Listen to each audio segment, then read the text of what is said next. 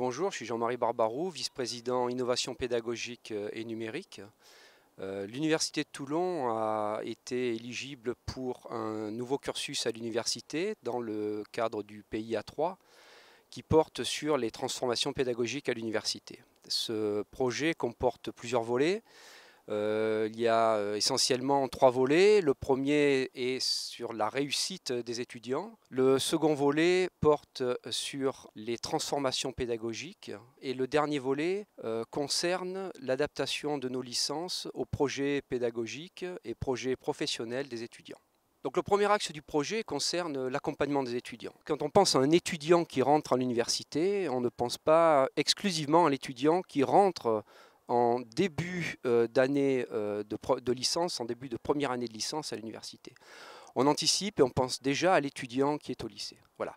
Et donc l'accompagnement de l'étudiant et l'aide à la réussite de l'étudiant, ça passe par tout un processus qui se soucie déjà de ce qu'est le lycéen, quels sont les nouveaux lycéens qui vont arriver à l'université, et comment les accompagner dans leur licence, et en particulier dans ce premier semestre de licence qui est un semestre très compliqué, qui est souvent un semestre un petit peu de rupture pour certains étudiants. Donc le deuxième axe du projet, ce sont les transformations pédagogiques. Le point clé dans ces transformations pédagogiques, c'est de mettre en place des pédagogies actives. Donc l'un des moyens est de faire travailler les équipes pédagogiques à une réflexion sur les licences par une construction des licences dans une approche programme soutenue par une approche par compétences.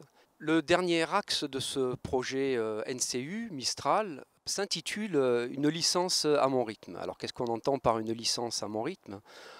On entend des licences qui peuvent s'adapter aux projets pédagogiques et professionnels qui sont co-construits entre l'étudiant et l'équipe pédagogique.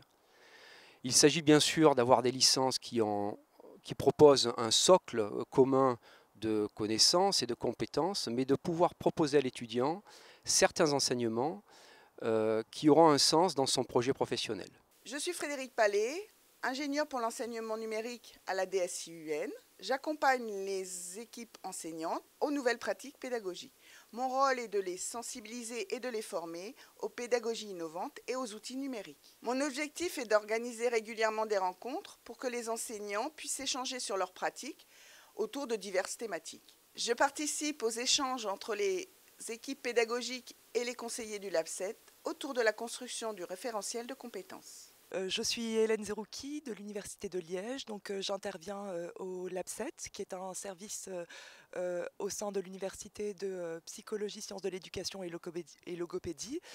Donc le service s'occupe de l'accompagnement des enseignants du supérieur, principalement à la réforme des programmes par compétences. Nous intervenons ici à l'Université de Toulon dans le cadre du projet Nouveau cursus à l'université. Nous avons démarré l'accompagnement au mois de novembre avec 3 équipes de champs disciplinaires différents. Nous accompagnons l'équipe de STAPS, de sciences de la vie et de langues étrangères appliquées. Notre cœur de métier, c'est le conseil pédagogique et donc la construction de programmes de formation autour des compétences visées par les enseignants. La pierre angulaire de notre accompagnement s'inscrit dans la définition de Jacques Tardif. Notre accompagnement se base sur cette définition qui nous permet en fait de travailler essentiellement avec les enseignants à la conception du référentiel de compétences et alors très vite à son implémentation dans le programme de formation autour de situations d'apprentissage et d'évaluation, ce qui nous permet en fait de tester la robustesse des référentiels de compétences et tout de suite de pouvoir travailler avec les enseignants et les étudiants. On considère que pour qu'il y ait compétence,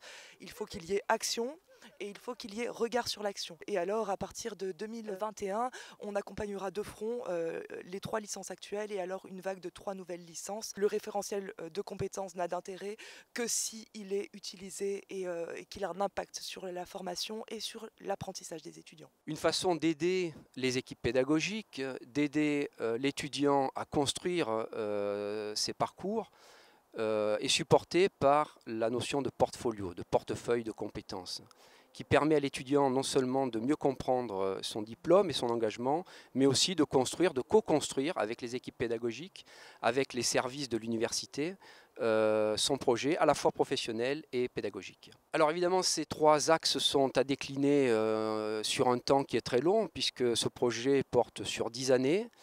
Et donc, nous avons du temps pour mettre tout ceci en place. Et chacun pourra s'emparer de ce qui l'intéresse le plus, de ce qu'il considère le plus pertinent pour la licence dans laquelle il intervient. Donc il est fondamental de retenir de ce projet que chacun peut s'emparer d'un des aspects du projet, comme il l'entend, de manière individuelle, par des innovations pédagogiques, de manière collective, à travers les équipes pédagogiques,